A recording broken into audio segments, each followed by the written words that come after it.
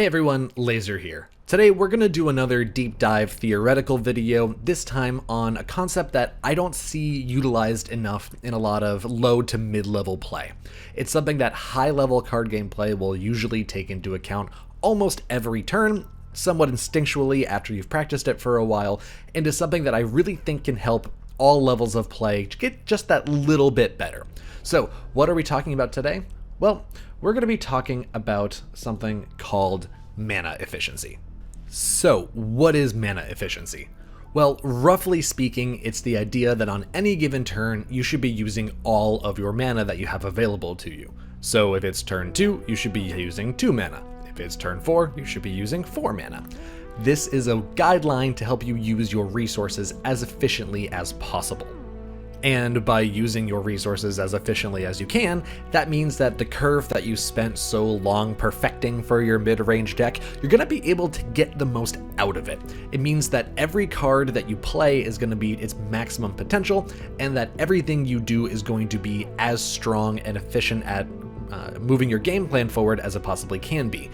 In a very broad sense, it also can mean just doing the most stuff that you can. For a lot of decks, doing more stuff is preferable to doing less stuff. Obviously, there are nuances, and there will be for all of the points I make today, which we can cover later, but for now, just think of it as the best way to maximize your hand on any given turn. And before we really get into the details of mana efficiency, first we need to cover the mana curve. The mana curve is a tool for explaining how many cards of what cost are included in a deck. It's called a curve because often you see it charted out as a graph, kind of like you can see right here, courtesy of a deck from mythgardhub.com. And it's a very, very handy tool for being able to know what to expect out of your deck. If you know that your curve consists of very few 1-drops, then you know you can more than likely expect that you won't have a 1-drop on turn 1. If you know that you have a whole ton of 4-drops, then you can expect that by turn 4 you will have a 4-drop. Knowing this about your deck is crucially important almost no matter what deck you're playing. Being able to know how consistently your deck can do whatever it is it wants to do is vital to be able to know when to make the right decisions. If you know that your deck has a ton of removal, but all of it is costed around 3 to 5, then you know that your late game needs to be more creature and pressure based. If you know that your curve includes a ton of overstated minions on turns 1, 2, and 3, then you can know that that deck really needs to get going quickly, and if it doesn't, then you're gonna be on the back foot. Knowing your curve and what it can do at any point along the curve can inform your decisions in a lot of ways. We're not going to talk about all of those today, but if it's something that's new to you, then I definitely suggest you go read up on it. There are a lot of very, very good resources on the mana curve, and they can be really, really helpful in making sure you know exactly how your deck is tuned and how to tune your deck when you're building it. These two concepts, mana efficiency and your curve, really come together when you talk about what Charmer likes to refer to as mana saturation. What that means is that you're using all of your mana on a given turn. So let's take a little example. Clay Effigy, Beast of Plenty. On paper, they do roughly the same thing, if you think in an abstract sense, just for a slightly different cost. They both create a creature, and they both at some point draw a card.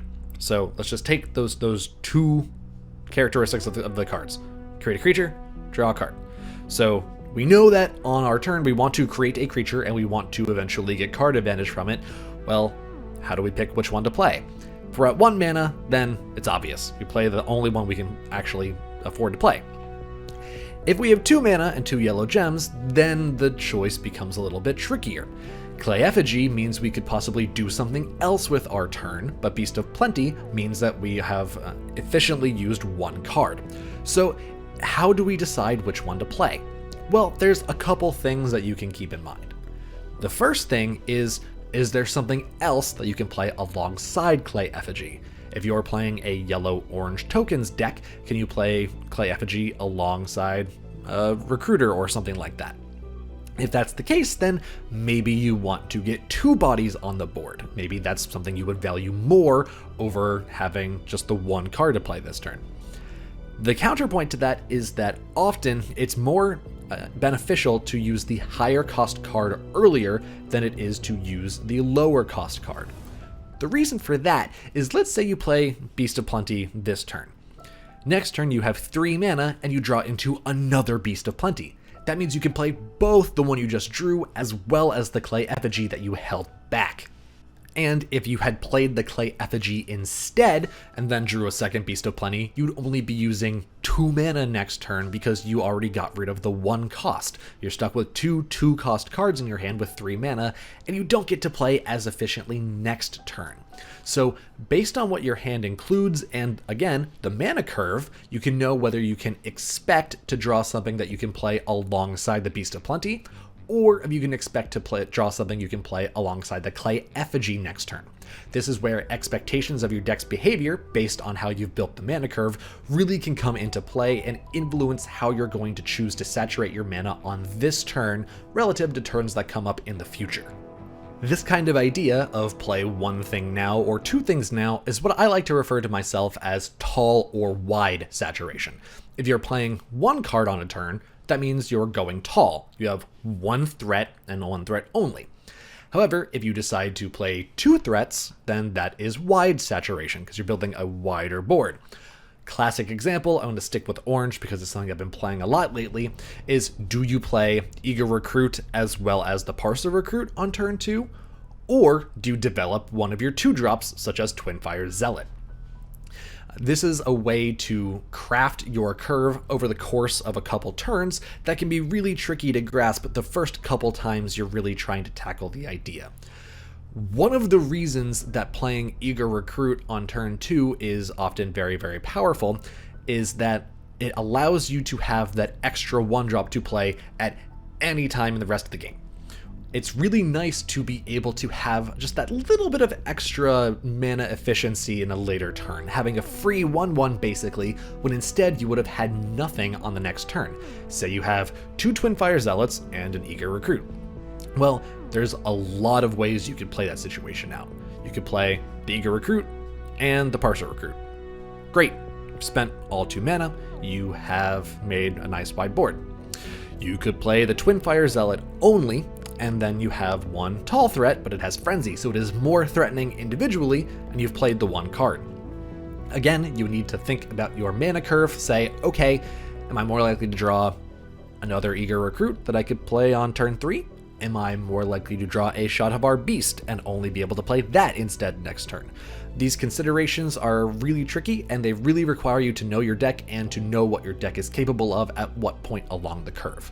Now, of course, as with any theory, there are some caveats to mana efficiency. The first really big caveat to me is, are you the beatdown or are you the responder?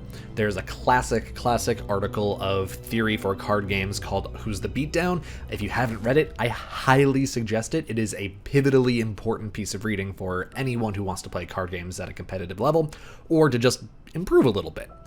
The concept is basically, in every game, one person is the beatdown and one person is not. What that means is the person who is the beatdown is the one who is trying to deal damage and end the game faster, and the responder is the person who is trying to take the game a little longer and avoid being killed first. Mana efficiency usually is a lot more important for the deck that is the beatdown in the given game. If you are the one who is trying to provide threats and trying to be the proactive deck, then it makes a lot more sense to try and make the most of your threats on any given turn. Reactive decks, on the other hand, often don't need to be playing things every turn. If your opponent is a tokens deck and you know that you're going to be playing Misanthropia on turn 5, then maybe you can throw away something that's only 2 cost on turn 4 as a blocker instead of your big ol' 4 cost.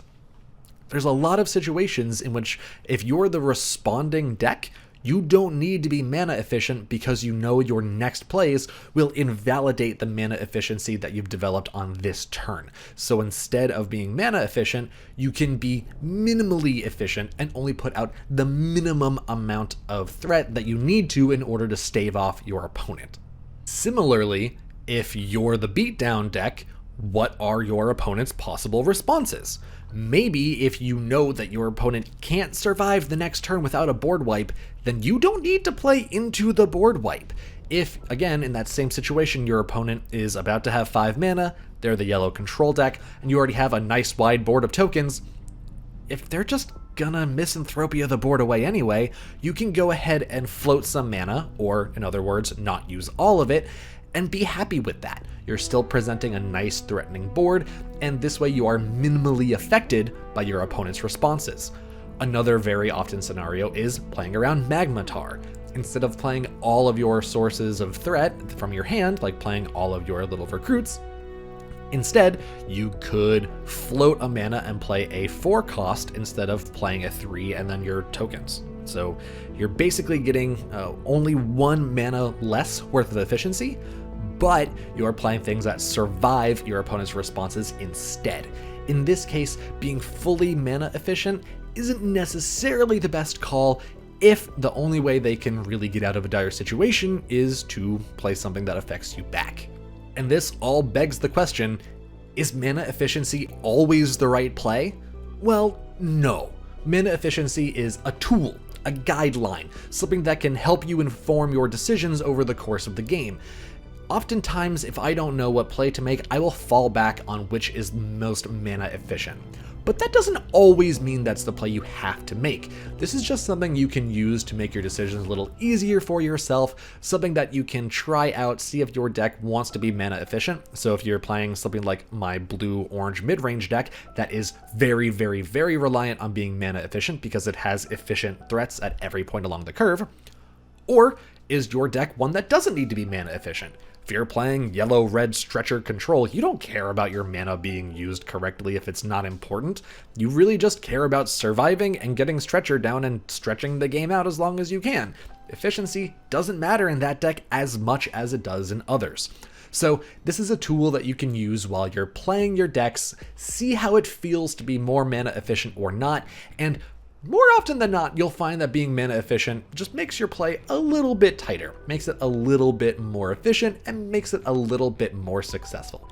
And with that, I have a game that I want to showcase just the first couple turns of, because that's really where mana efficiency can kick in the most. I want to show a game that I lost, where I think the mana efficiency in the early game was really, really in my opponent's favor and really snowballed it into his control. So here I have myself playing a mono orange aggro deck against Toby 700 also playing mono orange aggro. Aggro v aggro is a game where both players want to be the beatdown, both players want to be proactive, both players want to be mana efficient at all times. I'm going first, which gives me an advantage because I can be efficient before they can. I'm gonna move my camera really quick. There we go.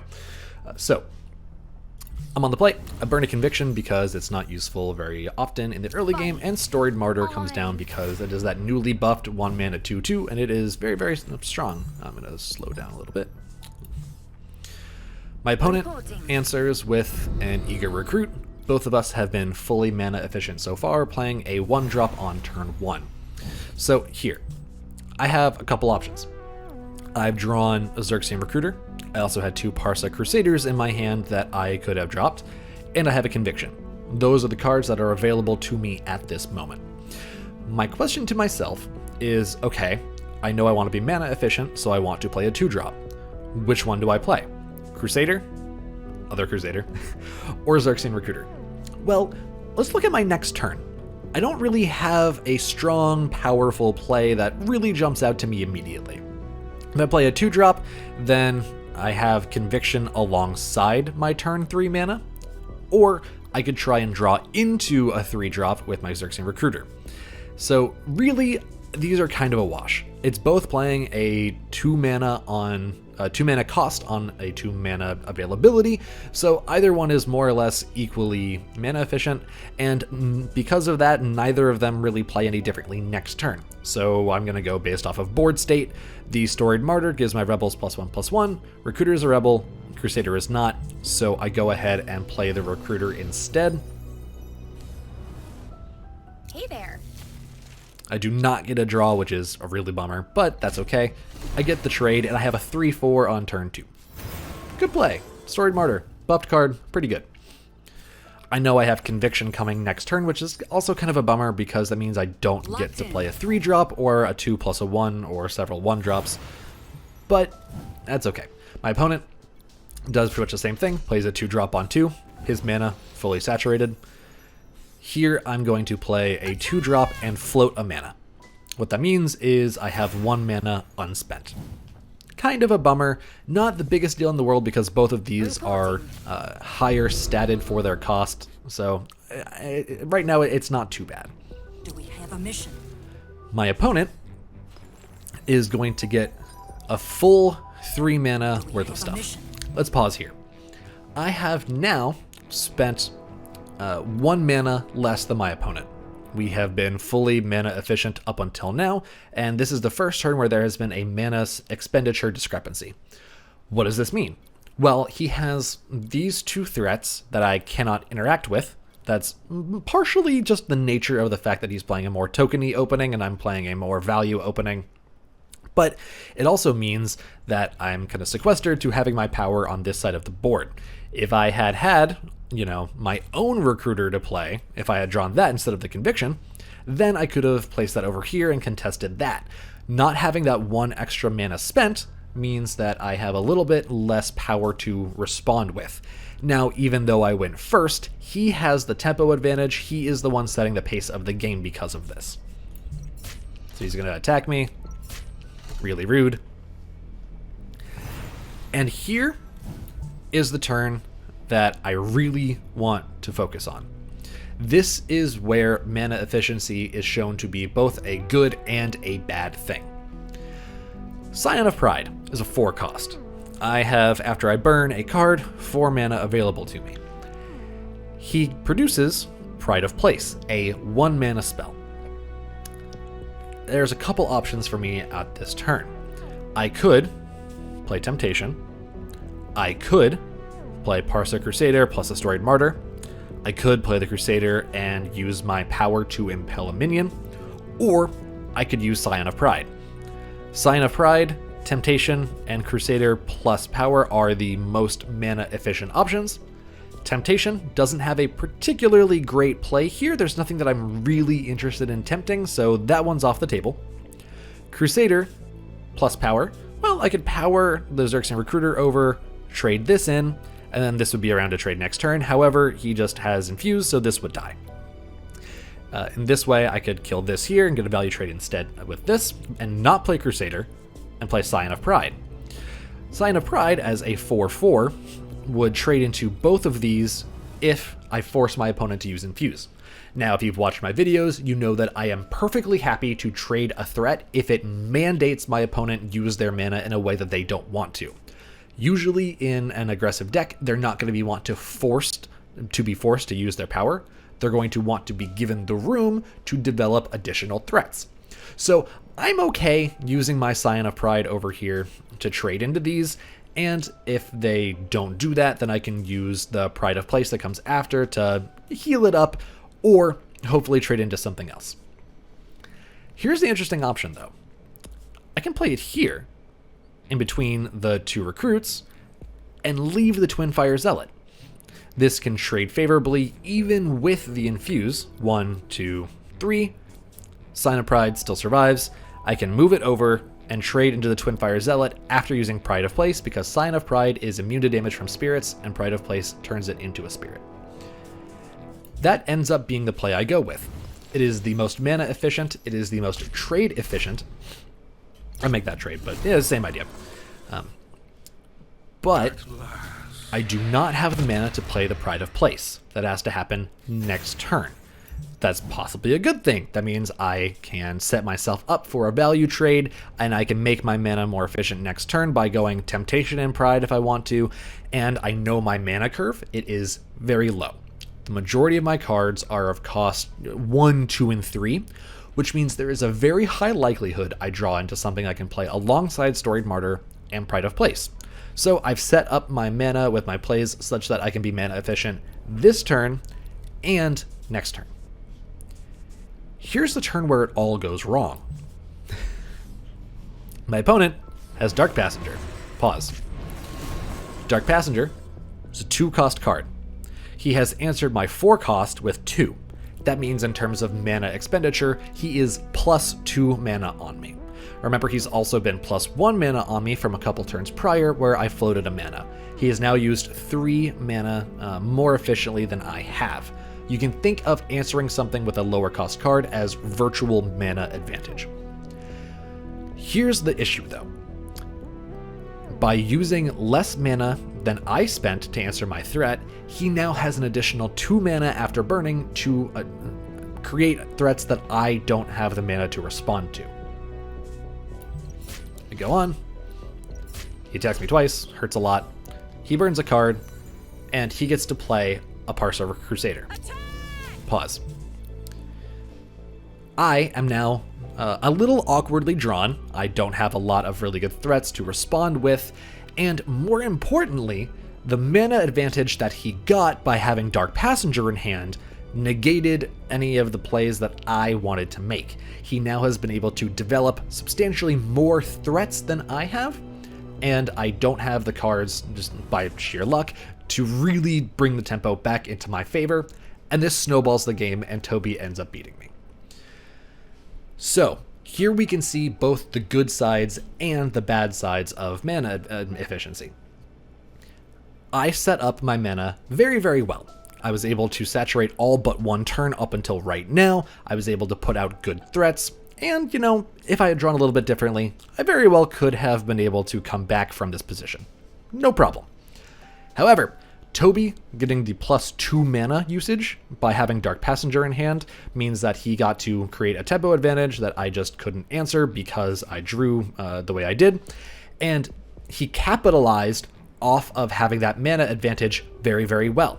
By having that mana advantage, he was able to snowball the game and eventually win. This is not necessarily a mana efficient play. Well, it is, but it's not necessarily a play that's because of mana efficiency directly. It is because of virtual mana efficiency. He was able to get a temporary mana advantage on me by having a more efficient answer than I had an efficient threat. So hopefully this can show you that these games can be very, very highly influenced by the way that mana efficiency comes into play, and hopefully you've learned a little bit about it so that you can use it in your games in the future. If so, please let me know how it went. I'd love to hear whether or not this is helpful for you. And in speaking of being helpful, if there's something you think would be a helpful topic to cover, let me know in the comments, and then like and subscribe to let me know that this one was helpful as well. I would love to do more of these videos. I think they're very, very fun to make, and I look forward to being helpful in the future. But until then, I'll see you next time.